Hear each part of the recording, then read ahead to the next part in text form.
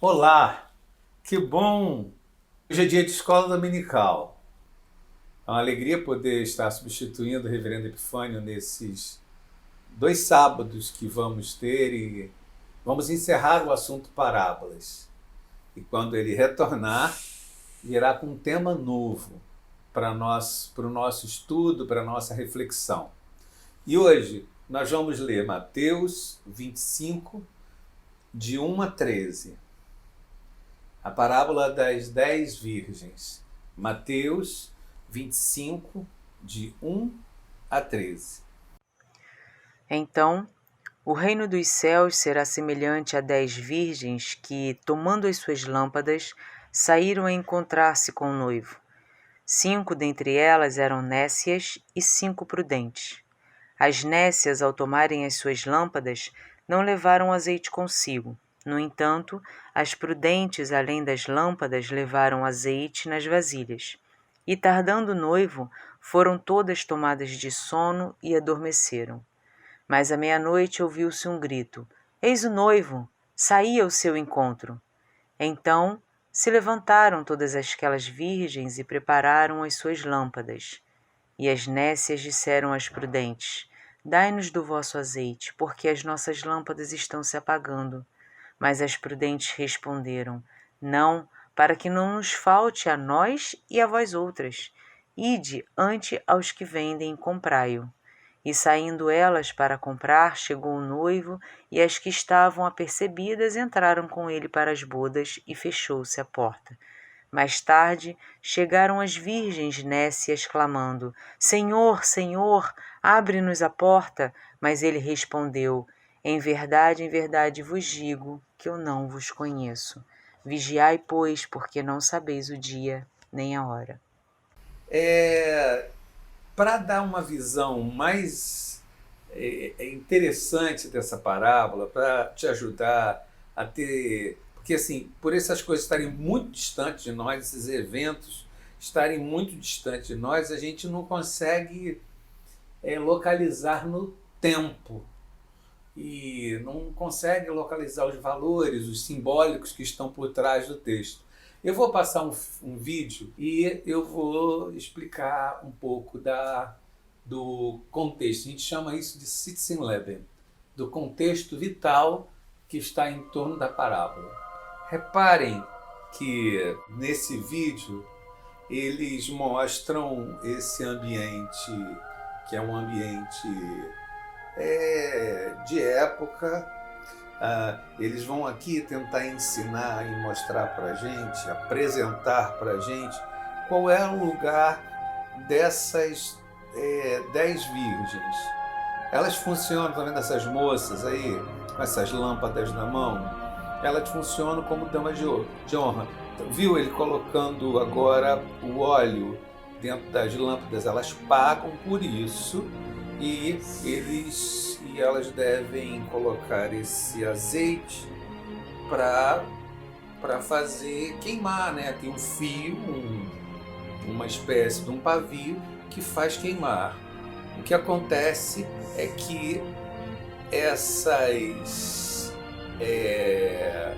meninas da parábola estão esperando o noivo para poder acompanhar o noivo até ao casamento. É anunciado que é vindo o noivo e o noivo vai chegando, vocês estão vendo essa chegada aí do noivo, e elas vão para o casamento. Percebam que elas dormem, mas as amigas acordam, todas elas dormiram e as amigas acordaram, e a tarefa delas como damas de honra é ir à frente, iluminando o caminho do noivo. Mas elas vão descobrir aí no meio do caminho que algumas estão com azeite e outras estão sem azeite. E aí elas vão pedir uma a outra para poder me dá um pouco do teu azeite para eu poder botar na minha lâmpada. E elas explicam que não tem condição. Ela vai lá e compre, que ainda dá tempo dela ir lá e comprar. Então 5 vão na frente, acompanhando o noivo, o cortejo do noivo, e as 5 que estavam sem azeite o suficiente vão correndo para comprar. E o noivo chega, as 5 prudentes estão andando na frente e elas vão até lá comprar. E quando elas chegam lá para comprar, elas vão tentar comprar, algumas vão conseguir. O texto diz que elas, enfim, vão conseguir, mas quando elas voltam, ó, tá vendo? Algumas até conseguem, conseguem recarregar as suas lanternas, as suas lâmpadas. Mas quando elas voltam, o noivo já entrou, a porta já vai se fechar, está todo mundo recebendo, ó, tá vendo? As 5 estão entrando com eles, acompanhando o cortejo, e elas ficaram para trás, estão correndo, tentando chegar a tempo do cortejo. E quando elas finalmente chegam ao cortejo, a porta fechou. E o casamento começou, e elas não vão mais abrir.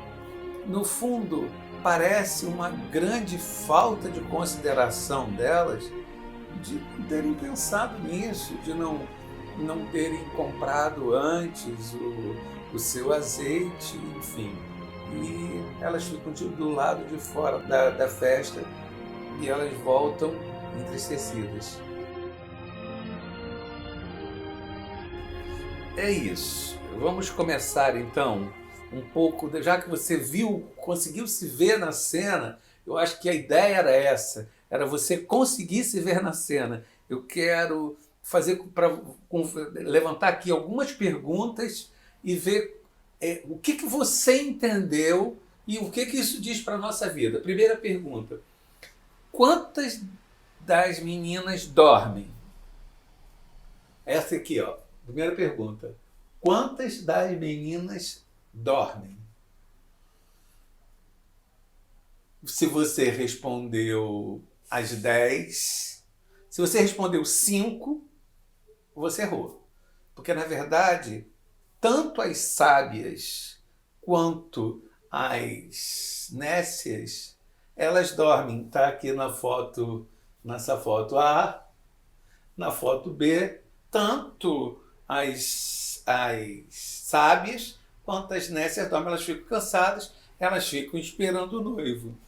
Nessa foto C, eu tento dizer para você que o noivo não é um atrasão, porque até se isso está comparado com Jesus Cristo, o noivo não poderia ser um atrasão, porque senão Jesus Cristo teria que ter se chamado de atrasão.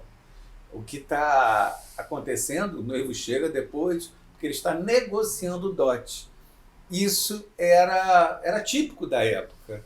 E o que está aí representado, né, nessa foto C, a tratativa que é demorada e por isso que as meninas dormem. Bem, elas foram imprudentes porque elas dormiram? Eu queria que vocês respondessem. Porque quando a gente pensa na relação de Jesus com os discípulos, que eles chamam eles para orar, eles vão orar com ele, aí eles dormem. Aí Jesus chama a atenção deles, dá um bronca deles: vocês não conseguem ficar acordados? Aí ele volta e eles estão dormindo de novo. A censura de Jesus no Getsêmani é uma censura porque os caras dormiram. Mas o que será que está sendo censurado aqui? A ponto de chamar as garotas de prudentes e as garotas de nécias. Não tem nada a ver com a questão do sono. Não tem nada a ver com a questão do sono. Tem sim a ver com o comprar e o não comprar. O se antecipar a coisa e o não se antecipar a coisa. Repare nessa foto dele aqui.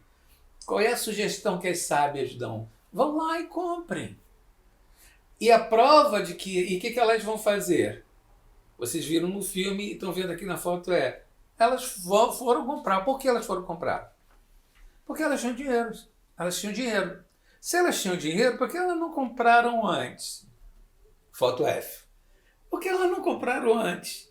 Porque não foi prioridade para elas, porque elas acharam que ia dar, porque elas não deram, não levaram um potinho extra. Você viu quando a menina da cena leva um pote extra? Ah, elas não deram importância àquilo a qual elas foram chamadas. A comparação, irmãos, é feita ao reino de Deus. Existem aqueles que dão.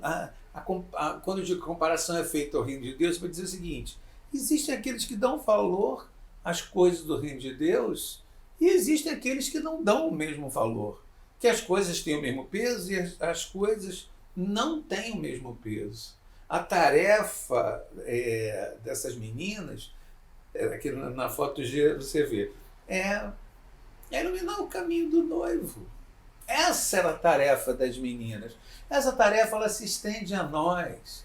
Nós somos os grandes convidados a fazer o reino acontecer, a distribuir o reino, a apresentar o reino e mostrar o reino, iluminar o caminho do Senhor. Quando João Batista fala nisso, ele está dizendo, iluminar o caminho do Senhor. Essa é a grande tarefa que está com a gente. Só que mesmo essa sendo a nossa tarefa, iluminar o caminho do noivo, às vezes a gente não leva isso como deveria levar. Elas possuíam dinheiro, mas não gastaram. Não foram previdentes, não deram o valor do convite e não agiram atinadamente. É isso que o texto diz. O que é agir atinadamente? Agir atentamente. Qual é a crítica que está por detrás dessa parábola? A crítica que está por detrás dessa parábola não é o cansaço, mas sim ao pouco investimento.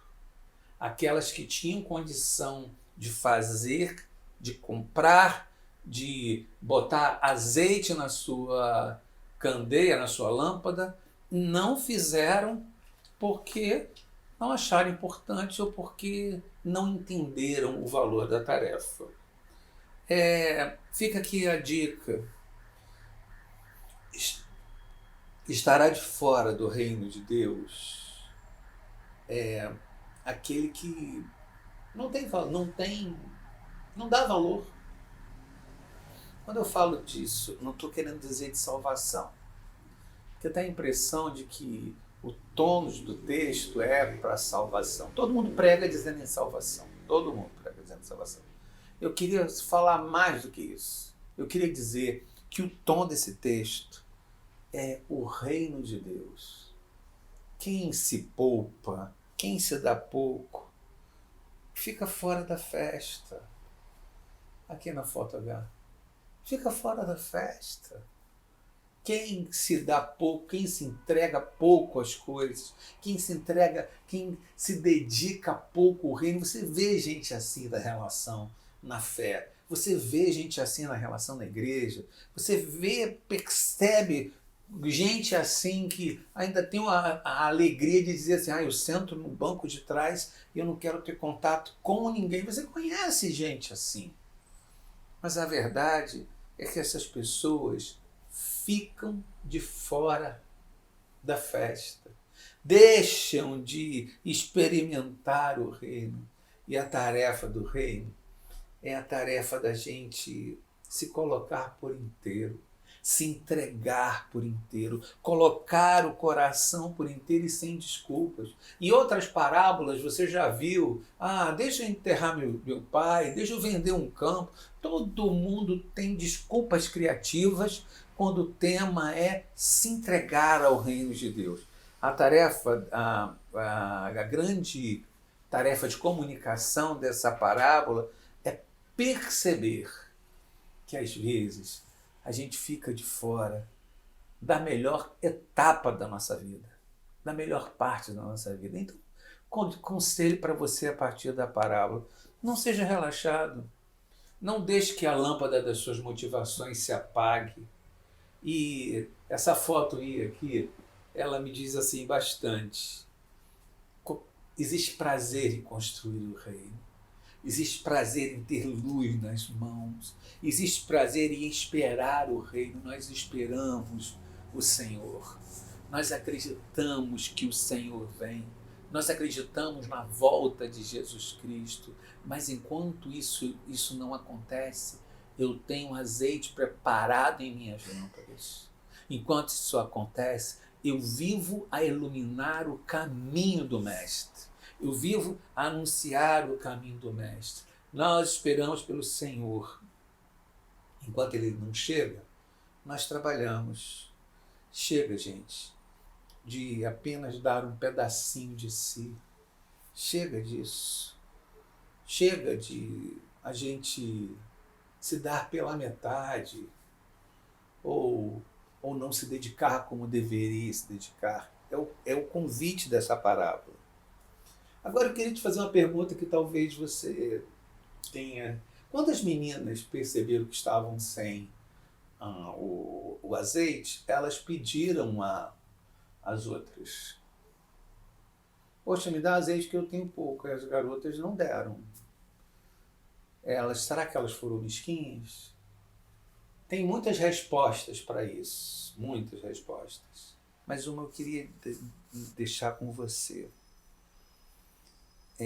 Fidelidade ao Senhor e dedicação à causa do Senhor são coisas que a gente não consegue colocar na vida do outro. São coisas que a gente não consegue virar na lâmpada do outro. Ou o cara vem recebido pelo Espírito Santo, ou não vem. Então tem coisas que não dá para dividir. Esse óleo não dá para dividir. Não por mesquinharia. Não dá para dividir porque ele representa uma tarefa que eu não posso fazer por você. Eu não posso iluminar por você. Eu não posso acender a sua candeia por você. Porque essa tarefa é sua. Então eu consigo entender perfeitamente o fato e não achá-las mesquinhas. Elas simbolizam alguma coisa. Porque isso é uma história, né, gente? Isso não aconteceu. Isso é uma parábola. E nessa parábola eu consigo entender muito bem que tem coisas que eu não vou conseguir depositar na vida do meu filho.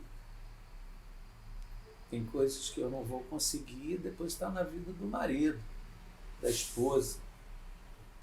Por mais que eu tente. Espiritualidade, a gente não consegue fazer brotar da vida do marido. E nem da esposa, porque isso não se divide. A gente faz a nossa parte, mas essas coisas, essa lâmpada, ela queima com azeite próprio. Lembre disso. Que no exemplo dessas meninas da parábola, tenha seu coração prudente, diligente e sabendo que o noivo chega a qualquer momento. Palavra do Senhor. Deus abençoe.